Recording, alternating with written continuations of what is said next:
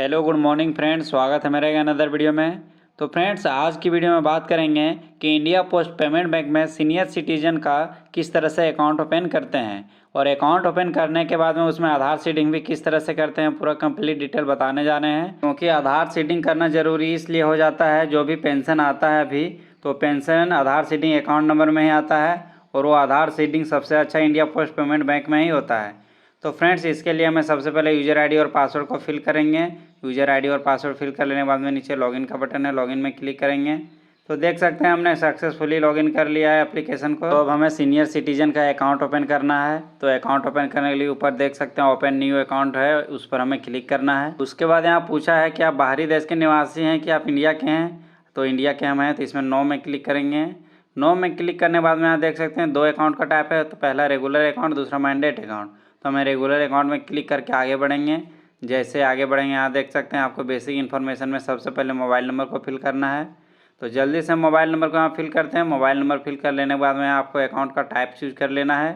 तो regular saving account यहाँ click करेंगे। अकाउंट का टाइप चूज कर लेने के बाद में नीचे कंटिन्यू का बटन है, उस पर क्लिक करेंगे।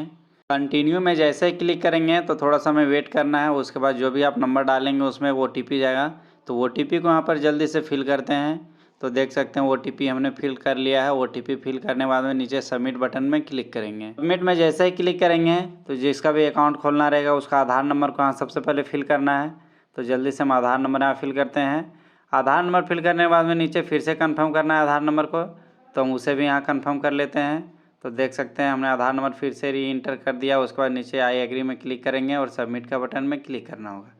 जैसे ही सबमिट में क्लिक करेंगे तो यहाँ देख सकते हैं आपको ऑथेंटिकेशन करना है। तो ऑथेंटिकेशन करने के लिए यहाँ देख सकते हैं दो ऑप्शन है, पहला फिंगरप्रिंट और दूसरा आई। फिंगरप्रिंट के थ्रू ऑथेंटिकेशन करना है, इसके लिए फिंगरप्रिंट में क्लिक करेंगे। जैसे फिंगरप्रिंट में क्लिक करेंगे तो यहाँ देख सकते हैं फिर से यहाँ टिक लगाएंगे। उसको यहाँ पॉपअप में आएगा मंत्रा, तो उस पर क्लिक करना है। देख सकते हैं मंत्रा डिवाइस में लाइट जल गया, उसमें कस्टमर का फिंगर को रखना है। तो फिंगर रखने के बाद में ऑथेंटिकेशन सक्सेसफुली हो गया है। ऑथेंटिकेशन करने के बाद में आप देख सकते हैं सारा इन्फॉर्मेशन को फिल करना है। तो सबसे पहले पर्सनल इन्फॉर्मेशन है, तो पर्सनल इन्फॉर्मेशन में जैसे ही क्लिक करेंगे यहाँ देख सकते हैं नेम आ जाएगा, आधार नंबर दिख जाएगा और उसका डेट ऑफ बर्थ दिख जाएगा।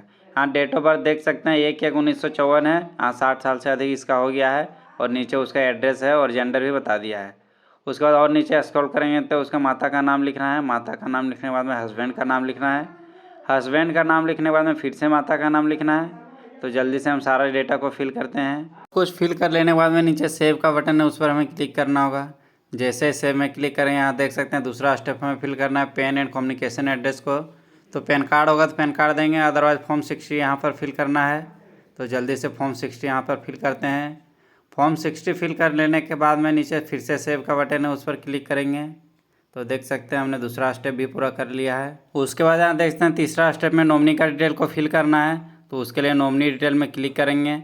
उस पर क्लिक करने के बाद में यहाँ नॉमिनी का नाम फिल करते हैं। नॉमिनी का नाम फिल हमने कर लिया है। नॉमिनी का नाम फिल कर लेने के बाद में नीचे डेट ऑफ बर्थ भी फिल कर रहे हैं। डेट ऑफ बर्थ फिल कर लेने के बाद में यहाँ रिलेशन उसका टाइप चूज कर लेना है, क्या उसका रिलेशन में लगता है। रिलेशन चूज कर लेने के बाद में इसके एड्रेस फिल करना है।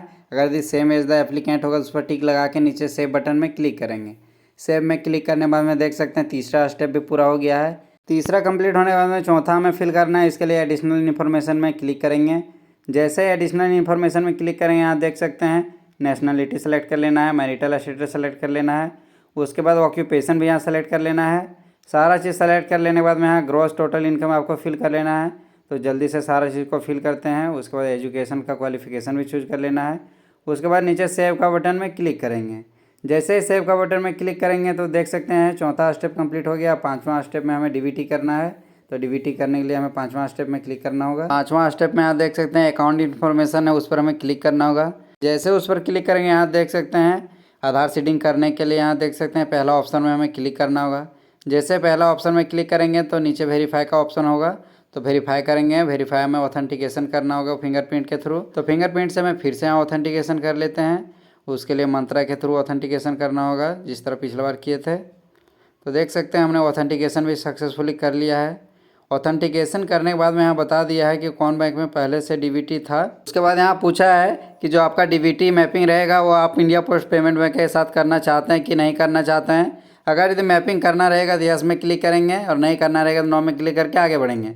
तो हमें मैपिंग करना है, उसके लिए यस में क्लिक करके आगे बढ़ेंगे। जैसे यस में क्लिक करेंगे तो यहाँ देख सकते हैं आपको किट प्रोवाइड करना है, तो इसमें टिक लगा के किट नंबर यहाँ डालना है।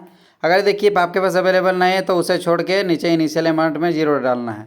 तो हमारे पास अभी किट अवेलेबल नहीं है, इसके लिए सिर्फ इनिशियल डिपॉजिट अमाउंट में 0 फिल करके आई एग्री में क्लिक करके नीचे सेव बटन में क्लिक करेंगे। सेव में क्लिक करने के बाद में यहाँ देख सकते हैं हमने सारा स्टेप को फिल कर लिया है। सारा स्टेप फिल करने के बाद में नीचे कंटिन्यू का बटन है, उस पर क्लिक करना होगा। जैसे कंटिन्यू में क्लिक करें यहाँ देख सकते हैं हमारे सामने प्रीव्यू पेज आ गया है। तो प्रीव्यू पेज में सारा चीज़ को चेक कर लेना अच्छा तरीक़ा से। अगर कहीं कोई मिस्टेक होगा तो एडिट बटन में क्लिक करके एडिट भी कर सकते हैं।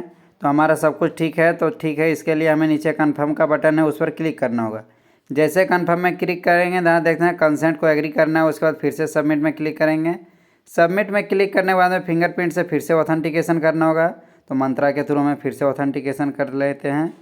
तो देख सकते हैं हमने ऑथेंटिकेशन सक्सेसफुली कर लिया है। ऑथेंटिकेशन सक्सेसफुल होने के बाद में आप देख सकते हैं अकाउंट क्रिएटेड सक्सेसफुली का मैसेज आ गया है और नीचे कस्टमर आईडी और अकाउंट नंबर भी दिख गया है।